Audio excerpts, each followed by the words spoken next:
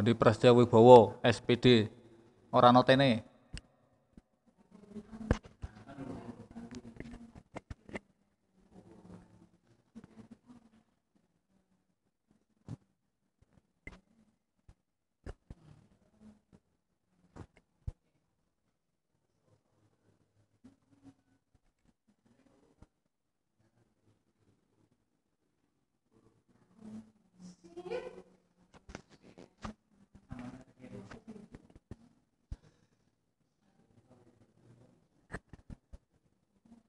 Ora kata sih. Oh, gerakannya telat toh. Beda, nih.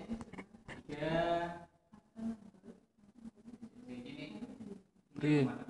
Nyawang ini di.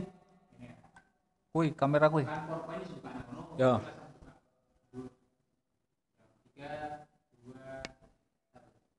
Assalamualaikum warahmatullahi wabarakatuh. Selamat pagi menjelang siang anak-anakku. Khususnya yang kelas 11 TKRO.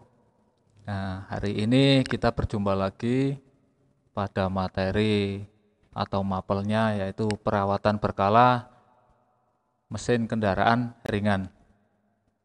Ya, mohon maaf sebelumnya, seharusnya yang berada di sini bukan saya, akan tetapi Pak Hofur atau Pak Amsyah. Nah, kebetulan beliau hari ini ada urusan atau ada kendala, nah makanya hari ini saya yang menggantikan. Nah, kali pertama juga kalian berjumpa dengan saya.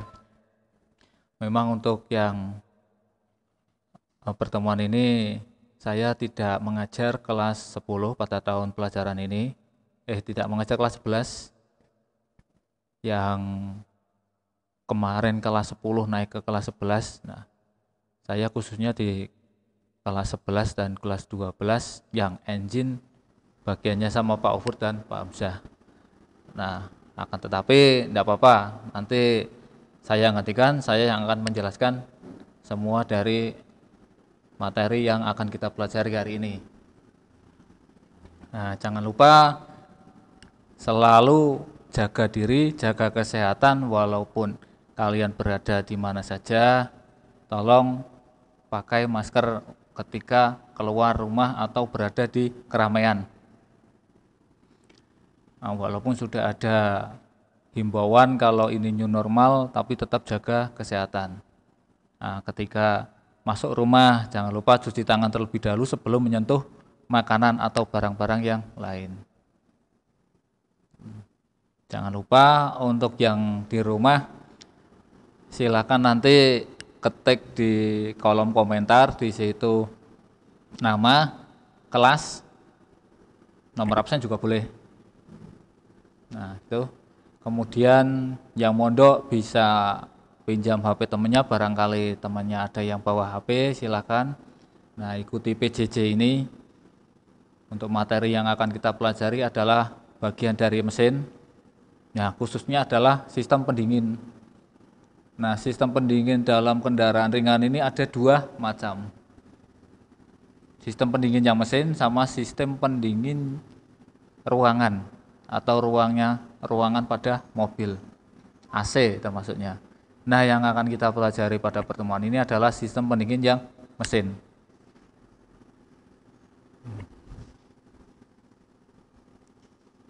Nah, kompetensi dasarnya kita menerapkan perawatan sistem pendingin mesin. Yang kedua adalah melakukan perawatan berkala. Nah, melakukan perawatan berkala ini khususnya nanti untuk KD yang praktek, yang KD teori menerapkan perawatan. Nah, ruang lingkupnya yang menerapkan perawatan sistem pendingin ini adalah nanti kalian diharapkan mengetahui nama komponen, kemudian fungsinya, kemudian cara kerjanya bagaimana. Bahkan untuk sirkulasi pendingin kalian juga harus menguasainya. Karena apa? Nanti ketika praktek kalian bisa menentukan mana letak dan benda atau komponen yang akan ditunjukkan oleh Bapak Ibu guru pada komponen sistem pendingin. Jadi kalian tahu bentuknya seperti ini, namanya ini, letaknya di mana. Nah, itu yang jadi bahan ajaran yang kita pelajari. Nah, untuk tujuan pembelajarannya, kalian diharapkan mengetahui namanya, kemudian fungsinya dari sistem pendingin, kemudian dari nama sistem pendingin, kemudian ada cara kerja. Nah, kalian kalau sudah tahu nama komponen dan cara kerja, diharapkan dapat mendiagnosis. Nah, ini untuk kade yang selanjutnya, mendiagnosis kerusakan. Bila mana ada kerusakan mengenai sistem pendingin, kalian bisa mengetahui cara perbaikannya. Nah, gejalanya seperti apa, kemudian cara perbaikannya bagaimana. Jangan hanya kalian mengetahui nama, komponen, kemudian cara kerja, tapi tidak bisa mengetahui gejala dari kerusakannya. Nah, silakan untuk yang mondok bisa mengikuti live FB di ruangan, di studio.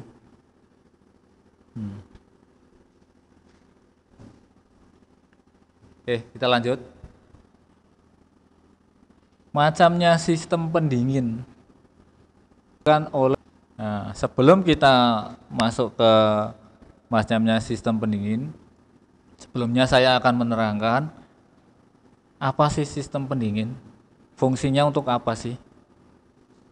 Nah, sistem pendingin mobil itu berfungsi untuk menjaga agar suhu yang ada pada mesin itu dalam kondisi ideal. Nah, ada tanda kutip di situ. Idealnya itu seperti apa? Berapa angkanya untuk temperatur kerja mesin? Nah, untuk temperatur kerjanya itu sekitar 80 sampai 90 derajat. Nah, untuk maksimalnya itu 99. Ada yang di situ temperatur kerjanya 85, ada yang di situ temperaturnya 92. Bahkan sebelum angka 100 itu baru temperatur kerja juga ada. Yang jelas kalau melebihi angka yang distandarkan itu mesin dikatakan panas. Bahkan kalau sangat panas bisa disilakan overheating. Overheating itu apa? Overheating adalah kelebihan panas. Jadi temperatur kerja mesin melebihi dari temperatur kerja normal. Seharusnya temperatur kerja itu sekitar 80 sampai 99. Di situ melebihi temperatur kerja, melebihi 100 derajat.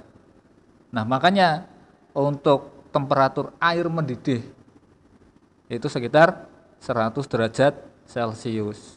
Diharapkan sebelum 100 derajat Celcius harus sudah didinginkan.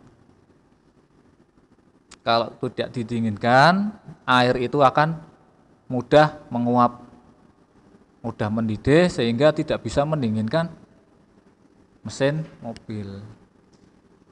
Nah, apa jadinya kalau misalkan mobil itu tanpa pendingin?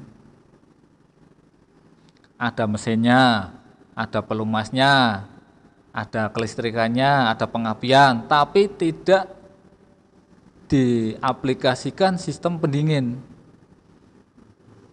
Maka akan terjadi overheating. Selain itu, dari logam-logam yang ada pada mesin akan memuai.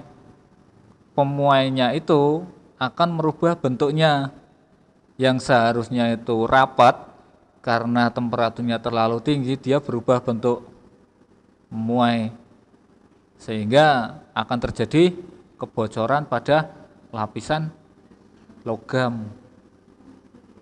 Selain itu, lapisan oil film karena sistem pelumas yang ada dalam mesin itu akan melapisi bagian-bagian mesin yang bergesekan, maka lapisan oil filmnya dia akan hilang kalau temperaturnya terlalu panas. Selain itu juga akan menyebabkan performa dari mesinnya menurun. Yang tadinya performanya kok responsif, digas sedikit sudah jalan, itu digas separuh dia jalannya malah lambat. Nah, itu performanya mulai menurun. Nah, bisa dicek nanti kondisi pendinginnya bagaimana, normal atau tidak. Nah, ini nanti tak jelaskan. Di sini ada macam-macam sistem pendingin. Nah, yang namanya sistem pendingin itu adalah mekanisme yang sangat penting pada kendaraan. Antara sistem yang satu dengan sistem yang lain saling berhubungan. Ada sistem pengapian, dia berfungsi untuk pembakaran, mempercikan bunga api. Ada sistem pendingin, berfungsi untuk mendinginkan mesin. Ada kelistrikan, berfungsi untuk penerangan. Nah, tanpa adanya salah satu dari sistemnya satu ada yang hilang, maka akan mempengaruhi sistem yang lain. Nah, di sini sistem pendingin ada dua macam. Yang satu sistem pendingin cair, yang pertama. Sistem pendingin cair itu berarti yang mendinginkan mesin berupa zat cair atau dalam bentuk air. Kalau yang kedua, sistem pendingin udara, ini udara yang berfungsi untuk mendinginkan mesin. Jadi mesin bekerja yang mendinginkan adalah udara murni, tidak ada campuran apapun. Untuk sistem pendingin cair itu yang biasa kita kenal pada mobil itu yang memakai radiator. Contohnya yang di mobil, ya sebagian besar ya 99% mobil yang sekarang memakai sistem pendingin cair. Nah, di situ ciri-cirinya yang sistem pendingin cair, pada blok silinder tidak ada sirip. Karena sirip tersebut berfungsi untuk sirkulasi udara.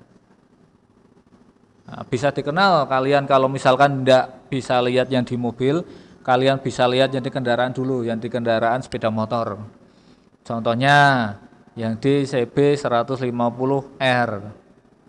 Nah, itu dulu motornya Pak Subaidi itu, sistem pendingin cair.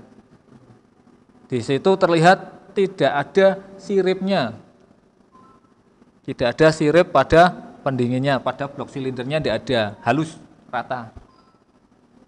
Akan tetapi di dalamnya terdapat ruang yang digunakan untuk sirkulasi air. Selain itu Ninja, baik yang 2 tak maupun yang 4 tak sama, tidak ada siripnya, berarti berpendingin cair. Nah, ciri-cirinya seperti itu. Kalau yang sistem pendingin udara itu juga dibagi menjadi dua. Kalau sistem pendingin udara, sistem pendingin udara alami. Nah, silahkan kalau mau dicatat. Bagi yang belum tahu, sistem pendingin udara dibagi menjadi dua, sistem pendingin udara alami dan sistem pendingin udara tekan. Jadi dipaksa. Kalau udara alami berarti seiring motor berjalan itu ada hembusan udara yang melewati sirip-sirip pendingin yang ada pada mesin. Kalau yang sistem pendingin udara tekan berarti dipaksa, udaranya dipaksa untuk mendinginkan mesin. Nah, yang untuk memaksa untuk mendinginkan mesin itu berupa kipas pendingin. Ada kipas pendingin yang terdapat pada mesin, salah satu blok mesin. Biasanya ada di sebelah kiri. Nah, dihubungkan dengan kruk as atau dihubungkan dengan poros engkol. Jadi poros engkol berputar, kipas itu juga ikut berputar. Dan ada sirkulasi yang menuju blok silinder. Intinya dari kipas tersebut menghembuskan udara menuju blok silinder. Sehingga putaran mesin semakin tinggi, maka kipasnya berputar semakin cepat, maka pendinginan semakin tinggi pendinginannya. Paham ya? Dua ini, dua tapi yang sistem pendingin udara dibagi menjadi dua. Yang sistem pendingin cair hanya satu.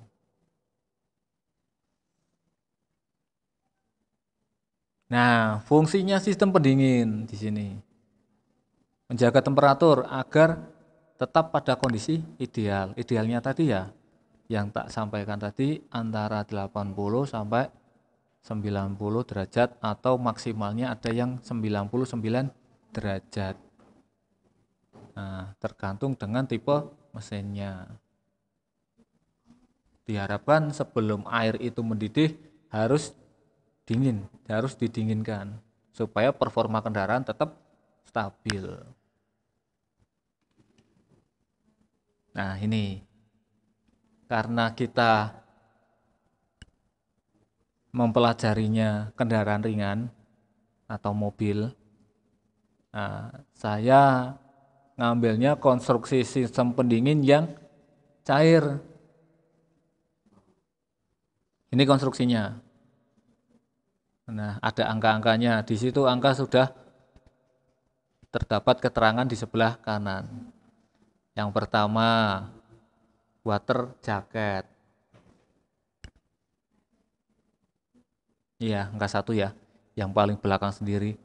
Nah, di sini ada water jacket. Water jacket tersebut letaknya di mana?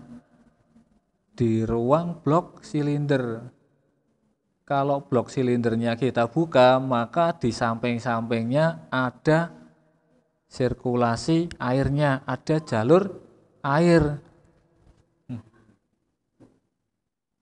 Ada jalur airnya. Nah, itu namanya water jacket. Waternya air, jaketnya di sini bahasanya kantong. Kantong air. Kantong air yang ada dalam mesin. Kemudian yang kedua, nah, di sini ada upper hose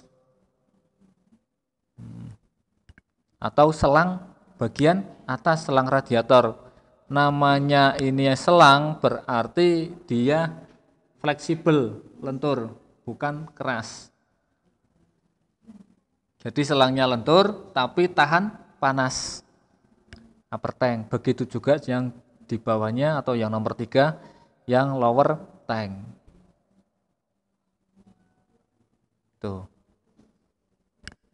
Kalau yang upper tank itu di gambar terdapat warna merah karena di situ menandakan airnya dalam keadaan panas.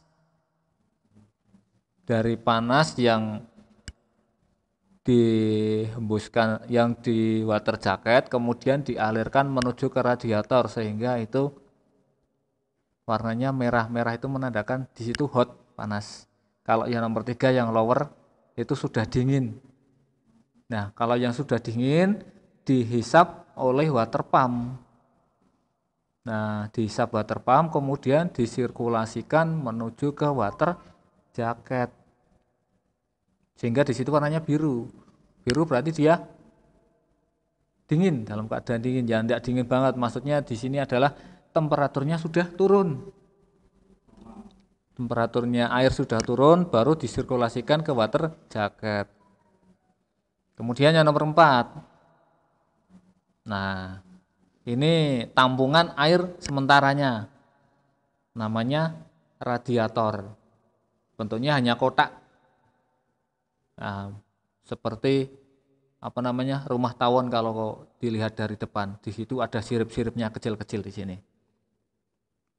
Nah, di sini kalau misalkan kalian lihat secara langsung di depan sini ada sirip-siripnya untuk hembusan udara.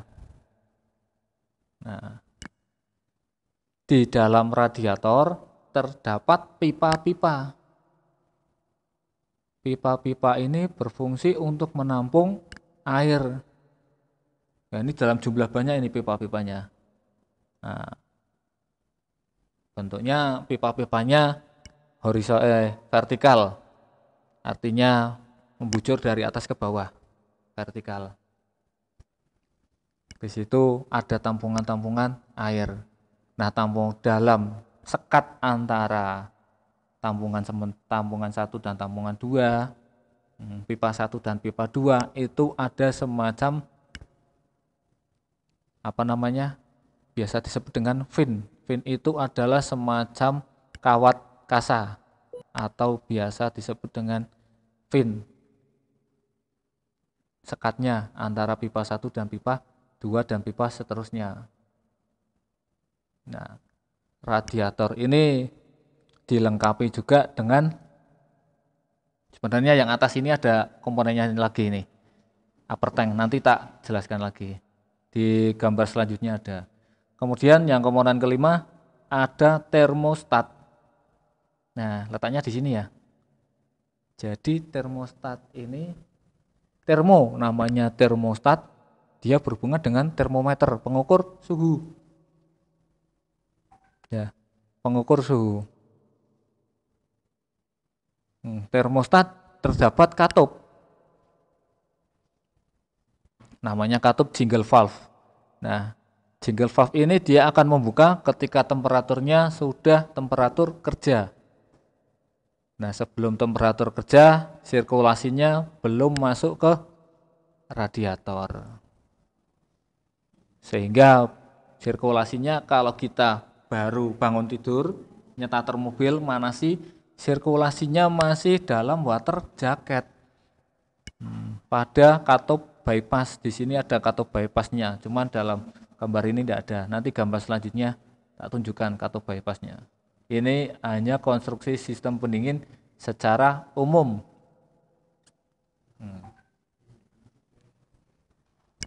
Kemudian ada pompa air atau biasa disebut water pump. Berfungsi untuk menghisap air dari radiator kemudian mensirkulasikan menuju ke water jacket. Sehingga air dalam radiator yang sudah dalam keadaan temperaturnya turun disirkulasikan menuju ke water jacket. Nah, sehingga temperatur mesin yang tadinya kok naik dialiri oleh sirkulasi air yang sudah temperaturnya turun, maka temperatur mesin akan turun. Nah, dipertahankan temperatur kerja mesin. Biasanya untuk yang mobil di situ ada tulisan gambar C dan H, dipertahankan di bawah garis separuh pada kondisi C, antara C dan H di bawahnya. Jadi sebelum separuh itu sudah temperatur kerja. Tapi kalau masih di C berarti masih dalam keadaan dingin. Termostatnya belum membuka. Nanti kalau sudah temperatur kerja baru termostatnya baru membuka. Kemudian ada kipas pendingin. Nah, kipas pendingin ini yang nomor 7 di depannya water pump ini. Kipas pendingin ini berfungsi untuk mendinginkan mesin karena hembusannya ke mesin. Nah, dibantu dengan udara ketika mobil berjalan. Sehingga temperatur yang air juga turun, temperatur air yang dalam radiator kena hembusan udara, temperaturnya turun, mesin juga dihembusi udara dari kipas pendingin juga temperaturnya akan turun. Nah, temperaturnya bisa turun didinginkan oleh dua pendingin. Kemudian 8, tutup radiator. Nah, di sini tutup radiator dia berfungsi untuk menjaga air supaya bisa konstan untuk sirkulasinya menuju ke water jacket. Bila mana airnya kok kurang, airnya nanti ketika kondisi dingin akan menghisap yang dalam tabung reservoir. Di sini ada nomor 9, namanya tabung atau tangki reservoir. Reservoir ini adalah tangki cadangan. Bila mana dalam kondisi dingin, nah air yang dalam radiator kurang. Karena di dalam tutup radiator ini ada dua katup. Yang pertama itu katup relief valve, yang kedua katup vakum atau vakum valve. Valve itu katup, bahasanya Inggrisnya katup itu valve. Nah pasti sudah tahu ya, bahasa Inggrisnya kalian pasti banyak kosakata yang dikuasai. Nah ini untuk yang kosakata di teknis.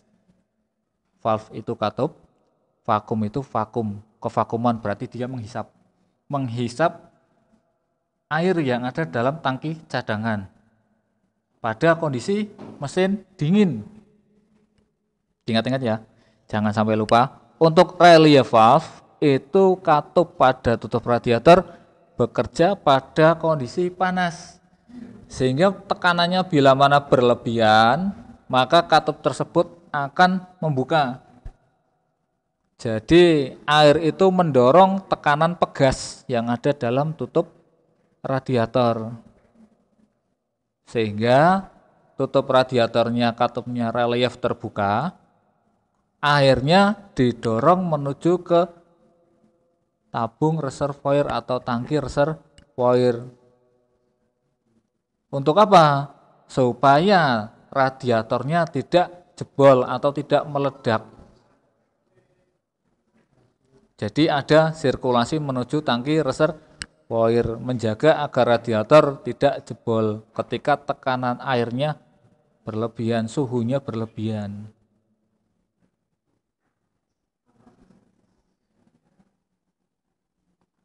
Oke, lanjut. Ini hanya konstruksi secara umum, bagian-bagiannya. Nah, ini yang tadi saya sampaikan, konstruksi dari radiator. Bila mana radiator ini kita preteli, kita lepas, nah, ada berbagai macam komponennya. Nah, yang pertama, tabung air atas ini yang nomor 1. Yang paling atas sendiri itu ada pipanya, ada tangkinya, tutupnya. Nah, tabung air bagian atas atau biasa disebut dengan upper tank, tangki bagian atas. Begitu juga dengan yang di bawah atau tangki tabung air bawah, lower tank. Up itu atas, low itu yang bawah, lower. Kemudian sambungan selang atas. Nah ini letaknya jadi satu dengan tabung air atas. Di situ ada sambungan selang atas. Nah biasa ini disambungkan dengan tadi yang bagian selang yang fleksibel menuju ke mesin atau upper hose. Yang di bawah juga sama ada. Ini dihubungkan dengan lower hose yang nomor 4. Kemudian yang 5, di sini ada kisi-kisi. Nah, kisi-kisi di sini kalau kalian nanti mau belajar lagi silahkan dibuka new step 1, itu di situ ada bagian yang namanya kisi-kisi ini namanya tube. Tube itu adalah pipa yang digunakan untuk tampungan air. Ini yang digunakan untuk tampungan air. Jadi yang bentuk vertikal itu pipa-pipa gepeng tipis. Nah, itu untuk tampungan air sementara. Jumlahnya berapa? Jumlahnya banyak dan berbeda-beda, tergantung dari tipe mesin. Misalkan untuk yang mobil sedan kalian menghitung kok jumlahnya 24. Ngitung yang truk ya tidak mungkin 24. Pasti lebih banyak lagi karena butuh pendinginan yang banyak. Tergantung dengan ruang water jacketnya. Kalau ruang water jacketnya luas, berarti butuh tampungan air yang banyak. Yang ke-6, sirip-sirip atau biasa juga disebut dengan fin. Nah, ini yang tadi saya terangkan. Hembusan udara dia melewati sirip-sirip ini. Nah, hembusan udara di sini bisa untuk mendinginkan tub atau sirip-sirip kisi-kisi yang ada pada radiator. Kena udara maka akan turun temperaturnya yang tadinya panas. Kemudian yang nomor 7, nah tutup radiator. Tutup radiator selalu berada di atas supaya dapat dengan mudah mengisi dan mengecek kondisi dari air radiator. Kondisinya bagaimana, airnya masih keruh atau masih bening. Terus kondisi airnya kurang atau enggak. Makanya dicek lewat bagian dibuka tutupnya dari atas. Kemudian yang ke-8, keran pembuang. Nah, keran pembuang di sini digunakan untuk mengganti air radiator. Jadi air radiator di sini tidak dibuang kalau masih jernih ya masih dipertahankan. Kalau misalkan sudah keruh atau dia berubah bentuk, berubah warnanya, itu baru diganti. Tapi dicek dulu kondisinya kalau masih bening tapi kurang, nah ditambahkan dengan air kembali. Nah, meskipun tidak ada kebocoran, biasanya ada kurang walaupun sedikit, itu pasti ada kekurangan. Nah, karena dalam panas ada beberapa air yang mendidih dan menguap, sehingga perlu penambahan.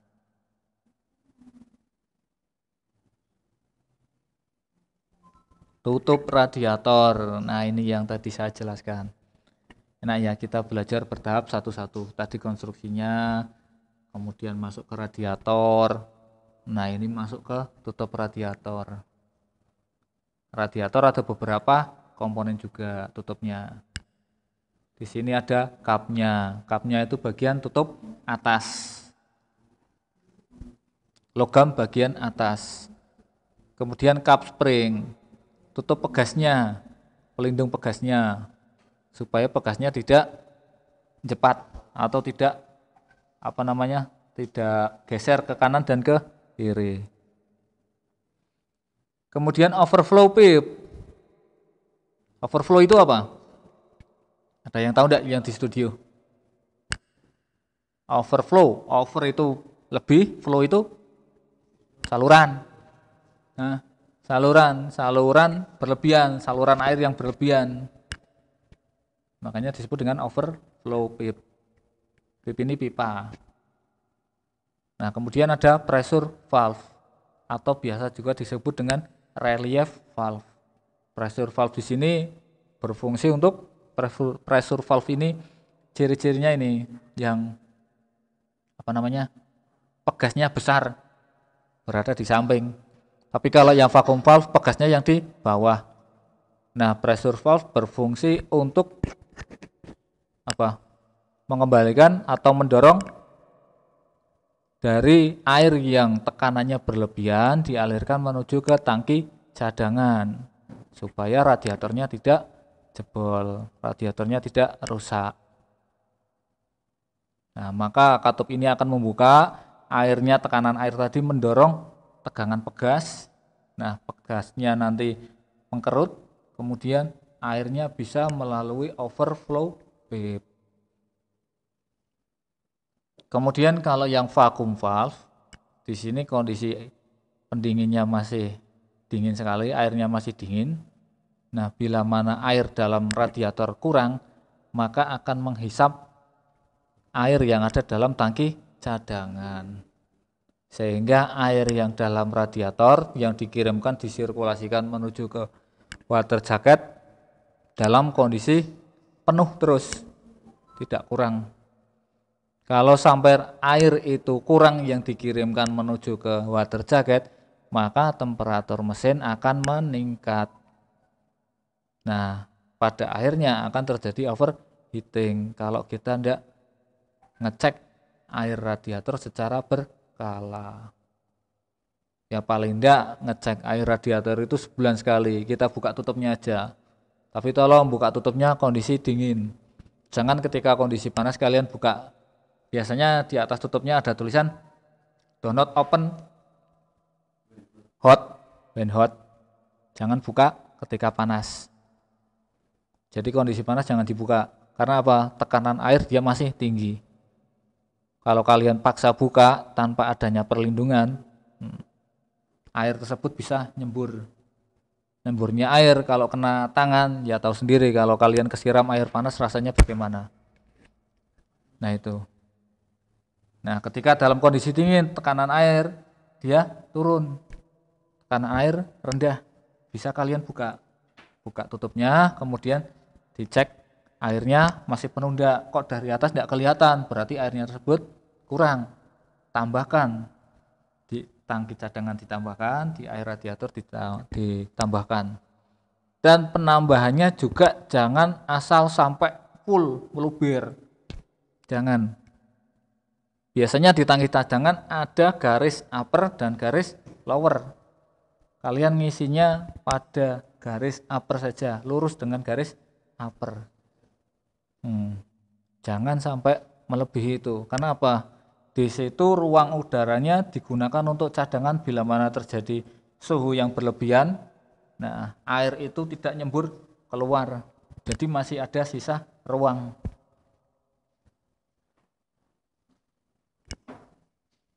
Paham ya mengenai tutup radiator? Lah, ini asik ini.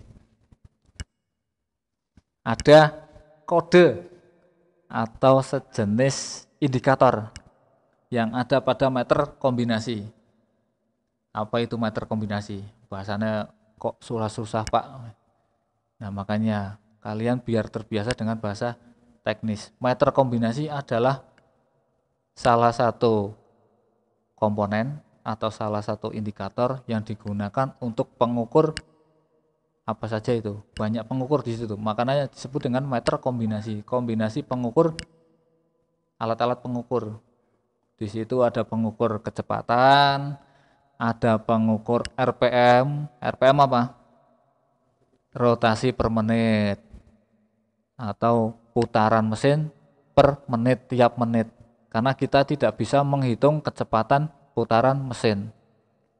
Nah, semakin cepat kita tidak bisa ngitung. Misalkan 1000 RPM, tidak bisa kita menghitung 1 sampai 1000 kok dalam 1 menit. Nah, ini kebetulan yang tak tampilkan ini indikator suhu. Indikator temperatur. Kodenya C sama H. Nah, gambarnya ini. Ini apa ini? Gambarnya seperti air. Nah, atasnya ada indikatornya. Ini semacam termometer ya. Nah, termometer yang dicelupkan air. Nah, berarti ini menandakan kode suhu air.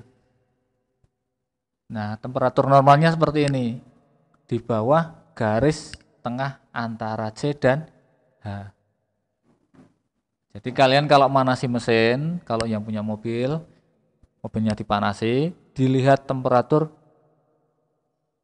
ininya, suhunya. Kalau mobil tersebut masih ada temperatur, kode temperatur yang analog. Kalau mobil yang keluaran tahun 2009 sampai 2013 sepertinya masih ada, tapi kalau yang kesini tidak ada, atau yang sudah model digital. Digital ini kita tidak bisa memperkirakan. Intinya kita tidak bisa temperatur kerja mesin sudah panas atau belum. Hanya bisa kita lihat lewat kipas itu, kipas pendingin. Jika kipas pendingin sudah berputar, nah itu menandakan mobil tersebut sudah dalam temperatur kerja. Tapi kalau yang jenis analog, nah ini kita bisa lihat. Kalau jarum menunjukkan sebelum separuh itu kipas sudah berputar, berarti temperaturnya normal. Tapi kalau jarum tersebut melebihi separuh kipas belum muter, berarti ada yang bermasalah. Kipasnya yang rusak ataupun dari dari kondisi ininya yang tidak benar, kondisi jarumnya. Nah, kita bisa lihat ketika jarum tersebut itu kok jarumnya misalkan normal, itu temperaturnya naik, dilihat mesinnya sangat panas, kok kipasnya tidak berfungsi.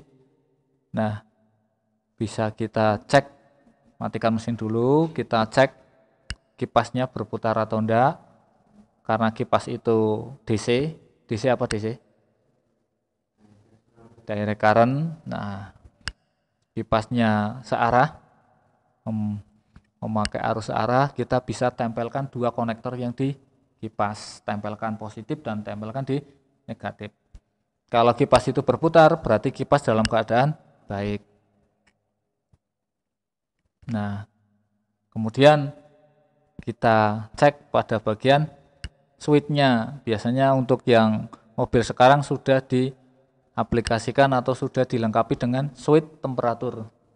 Intinya switch itu sebagai saklar yang menandakan temperatur itu sudah temperatur kerja.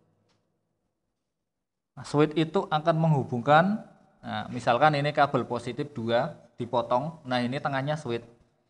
Kalau switch-nya ini masih normal, dalam keadaan panas, ini nempel menghubungkan dua kabel ini. Nah, dua kabel ini akan memutar kipas, kipasnya muter. Sehingga airnya bisa didinginkan.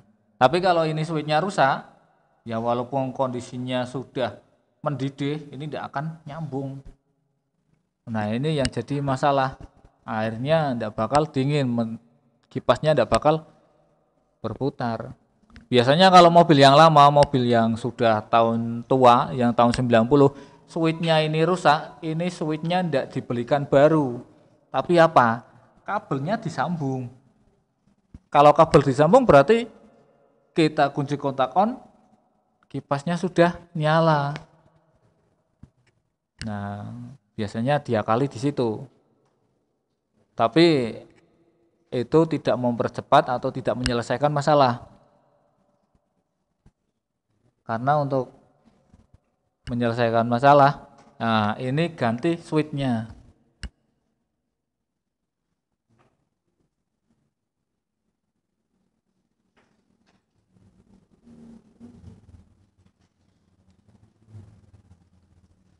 Nah, ini yang PowerPoint ini mati. Ya. Oke, silahkan cukup dulu ya. Nah, cukup dulu untuk yang materi tak jelaskan. Coba ada yang mau tanya dulu enggak? Tak buka sesi pertanyaan, silahkan tanya. Sebanyak-banyaknya boleh. Tapi kalau waktunya cukup. Kalau waktunya enggak cukup nanti tanyanya di belakang layar. Datang ke bengkel TKR boleh, nemui saya atau nemui guru produktif yang lain boleh. Lewat WA juga boleh.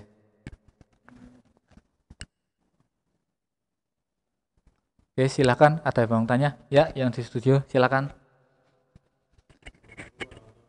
Waalaikumsalam warahmatullahi wabarakatuh.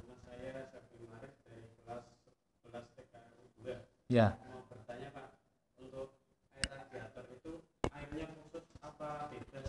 Nah, oke, hanya itu. Oke, terima kasih. Nah, terima kasih atas pertanyaannya. Nah, ini berarti tandanya kalian memperhatikan ya. Kenapa enggak tak bahas tadi? Nah, ini ada yang tanya, airnya khusus atau air biasa? Nah, ini. Sebenarnya untuk air radiator ini ada air khusus. Namanya radiator coolant. Nah, biasanya kalau kalian beli itu satu jerigen itu isinya kurang lebihnya 5 liter. Nah, 5 liter itu penuh untuk ngisi water jacket sama radiator water jacket terpenuhi, radiator terpenuhi. Nah, radiator coolant ini di dalamnya ada campuran semacam untuk anti karat. Nah, supaya yang dilumasi atau yang disirkulasikan ke mesin itu tidak berkarat. Karena yang namanya air nempel di besi atau logam, itu lama-kelamaan nanti akan terjadi karat pada logamnya. Nah, ada korosi, ada penipisan logam. Nah, makanya untuk radiator coolant ini ada anti karatnya, dicampuri dengan anti karat supaya tidak mudah korosi.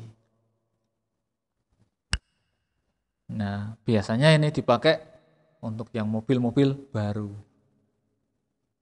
Kadang ada juga yang mobil sudah lama, karena yang namanya mobil lama itu harganya sudah murah, kemudian radiator coolant-nya juga harganya juga cukup mahal. Nah, biasanya untuk mobil-mobil yang lama tidak memakai radiator coolant yang kalau dari pertama sudah radiator coolant sampai terakhir radiator coolant mesinnya bagus.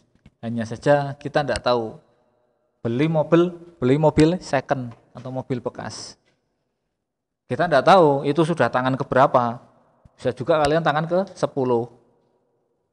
Sudah 1 tahun jual lagi, pindah tangan lagi, jual lagi, pindah tangan, jual lagi, sampai tangan kalian tangan ke-10 yang membeli mobil itu. Kita tidak tahu riwayatnya seperti apa.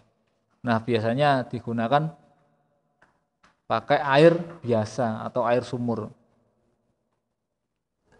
Nah, itu.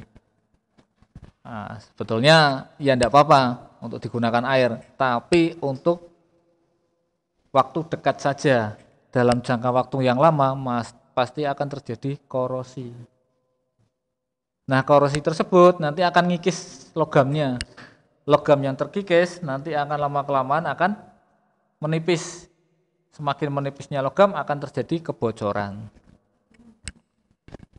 Contohnya, ya ini pengalaman ya untuk mobilnya teman saya sendiri. Nah, ini mobil teman saya sendiri, mobilnya mobil tua, dia enggak tahu tangan keberapa, tangan ke-10 atau tangan ke-20, saya enggak tahu.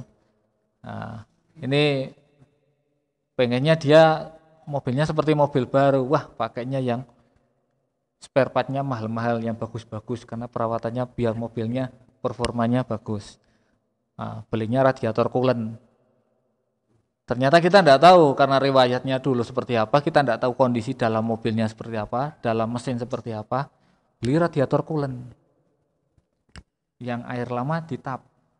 Ternyata yang air lama memakainya air biasa atau air sumur. Ketika ditap sudah dimasuki radiator coolant.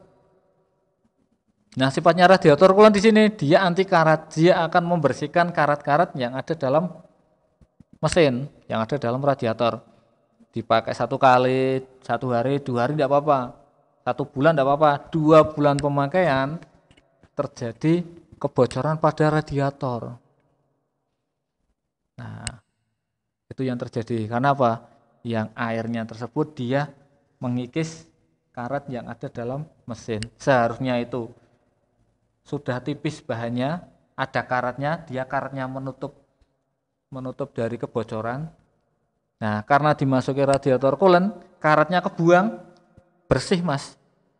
Nah, bersih tersebut jadi tipis, ketika tekanan airnya tinggi, langsung bocor, netes. Nah, itu. Alangkah baiknya kalau radiator coolant yang digunakan untuk mobil baru tidak apa-apa. Selama dari pertama sampai terakhir itu konsisten memakai radiator coolant. Tapi kalau mobil bekas ya umumnya biasanya dipakai air biasa. Gitu. Ada lagi? Silakan yang mau ditanyakan. Tanya, jangan hanya diam, tanya. Semakin kalian banyak bertanya, semakin banyak wawasan yang kalian dapat.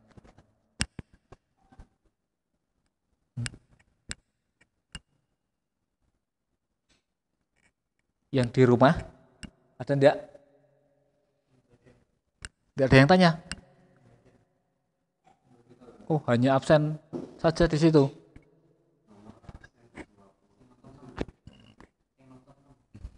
Waduh.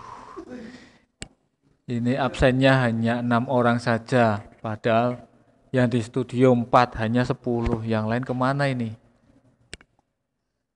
Tolong yang belum absen silakan absen. Mungkin yang di rumah kalian nonton tapi belum mengisi komentar. Jadi kalian dinyatakan tidak absen, tidak hadir. Tolong silakan ngisi di kolom komentar supaya saya tahu kalau kalian hadir. Nah, silakan ada yang mau ditanyakan ya. Sebetulnya untuk yang sistem pendingin ini materinya juga cukup banyak. Hanya saja kita batasi dulu sedikit. Waktunya masih berapa? 5 menit. 5 menit lagi, silakan. Ada yang mau tanya enggak? Mungkin pertemuan minggu berikutnya kalian bisa dijelaskan oleh Pak Afur atau Pak Hamzah mengenai sirkulasi sistem pendingin. Nah ini saya komponen dulu supaya kalian nangkepnya tidak terlalu banyak. Jadi step by step saja. Nah ini yang di studio masih merancang pertanyaan, silakan. Masih menyusun pertanyaan buat saya, silakan. Saya siap menjawab dari pertanyaan kalian. Yang di rumah jangan mau kalah, silakan kalian ada yang belum jelas, ada unek-unek apa, ada pengalaman apa, silakan tanya ke saya. Waktunya masih 4 menit lagi.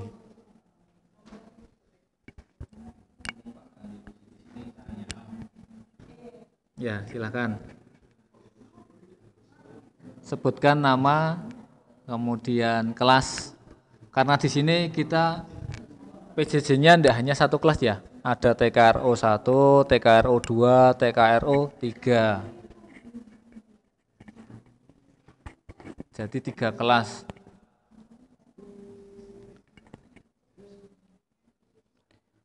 Padahal siswanya kurang lebihnya ada 90.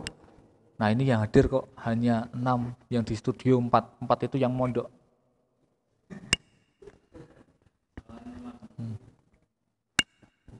Silakan diisi di kolom komentar.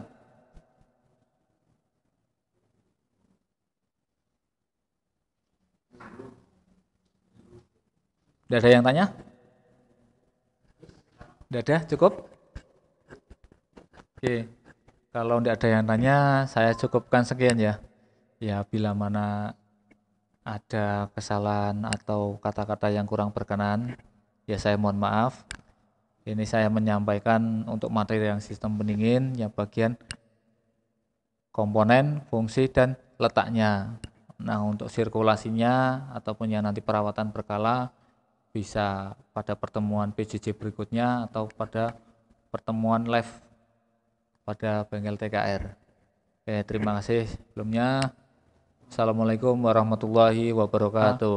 Bisa pada pertemuan PJJ berikutnya atau pada pertemuan live pada bengkel TKR.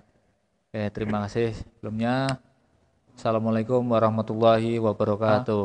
Bisa pada pertemuan PJJ